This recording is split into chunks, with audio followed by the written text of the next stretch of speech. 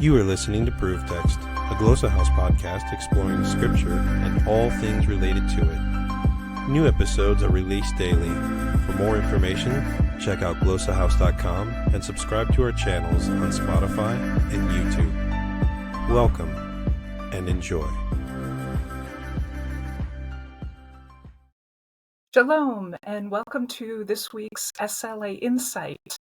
My name is Dr. Jennifer Noonan, and I want to invite you into the conversation that we've been having the last few episodes concerning reading fluency and working memory, specifically the phonological loop of working memory.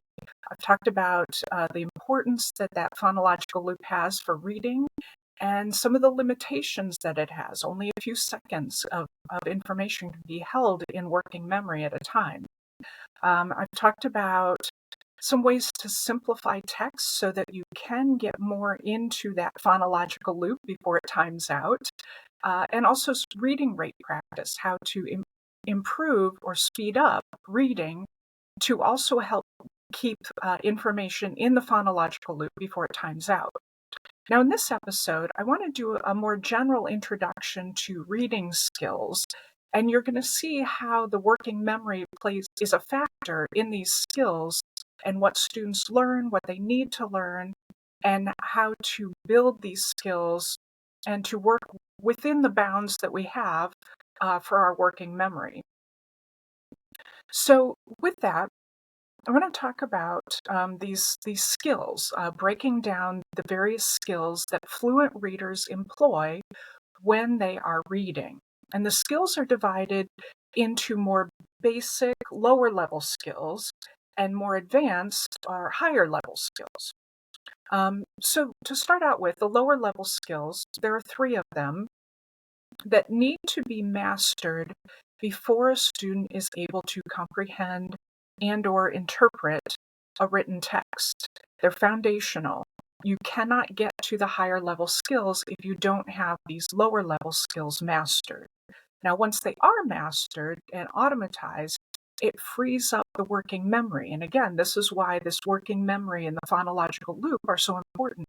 If the lower level skills are not automatized, there's just not enough working memory left to engage in the higher level skills. And so when you get to comprehension and interpretation, there's just not enough working memory left to engage in those activities. Again, if you have not learned and automatized the lower level skills. And the good news is these lower level skills have great potential for being automatized. So the possibility is there, but if you're stuck at the lower level, you can't get to the upper level. So the three lower level skills are first, word recognition, being able to see a word, know what it is, know what it means, how it functions in a sentence, and so on. The second lower level skill is syntactic parsing, sometimes called word integration. And this is, how do these words fit together? Once you've recognized the words, how do we put them together to form a sentence? And then the third lower level skill is what's called meaning proposition encoding. I know it's a mouthful, and I will get to it in future episodes in more detail, but just quickly, it's making sense of the sentence once you've got it put together. What meaning is encoded in that phrase or sentence that you've now put together? So those three are the lower level skills. And again, once they're automatized, you can move on to the higher level skills. And these are the ones you really want to get to, because these are those skills that inform comprehension and interpretation of a text. So as we move to the higher level skills, we're moving beyond basic word recognition to understanding the text itself. And of course, the reader is most usually interested in comprehending the text, not just one word at a time.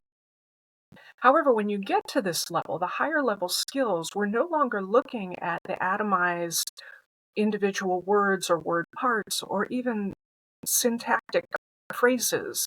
We're looking at a mental representation of the content of the text. When you get to the higher level skills, the actual syntax and semantics of the text are largely forgotten. They're replaced by a mental representation of what was read. So to do this, the reader has to be able to make mental links between the words, the phrases, the sentences, even the paragraphs, to be able to make this mental representation of what the text is about. Now, keep in mind, the reader is doing this at the same time as he or she is decoding, transforming the symbols on the page into this mental representation. The reader is also drawing on any general knowledge about the world that relates to the text, supplementing the information that's being read with information that he or she already knows, making inferences about what he or she is reading. It also means that the reader is holding in working memory what was just read and processing the sentence he or she is currently reading. You can see why all of this together, all of these various skills and processes going on at the same time are going to put significant demands on working memory. And again, this is why the lower level skills need to be automatized so that that's just going on in the background without thinking, so that the reader has enough working memory to do the inferences and the interpretation and the comprehension that's necessary at the higher level skills.